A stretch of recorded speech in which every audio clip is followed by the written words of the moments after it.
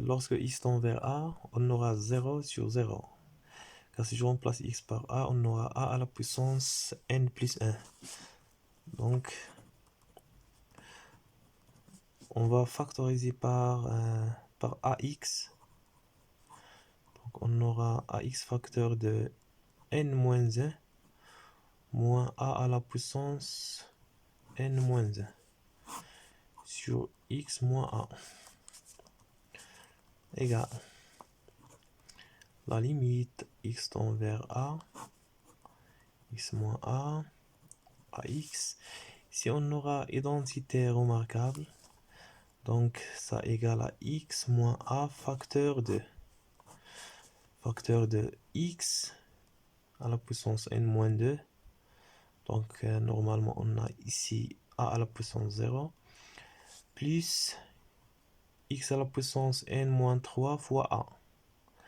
Donc plus x à la puissance n moins 4 fois a au carré jusqu'à x à la puissance 0 fois a à la puissance n moins 2.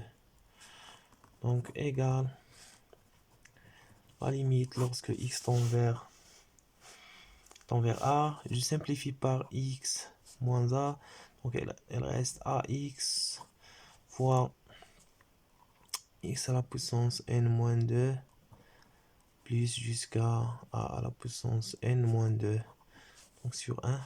Je remplace x par a, on aura a au carré fois a à la puissance n moins 2 plus, donc si je remplace x ici par a, on aura a à la puissance n moins 3 fois a, c'est-à-dire,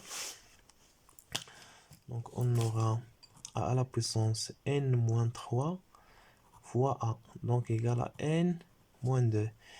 Si je passe à le terme suivant, on aura a à la puissance n moins 4 fois a au carré, donc égal à n moins 2. Donc on aura ici la limite, donc lorsque je remplace, plus jusqu'à a à la puissance n moins 2. Et combien de termes on a a au carré fois combien de termes? Donc on a commencé par 0 jusqu'à n moins 2.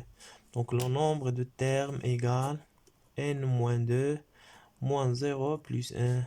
Donc c'est n moins 1. Oui. Donc fois le nombre de termes, c'est n moins 1 fois a à la puissance n moins 2. Donc ça c'est la limite. Donc ça c'est un nombre réel. La limite elle existe.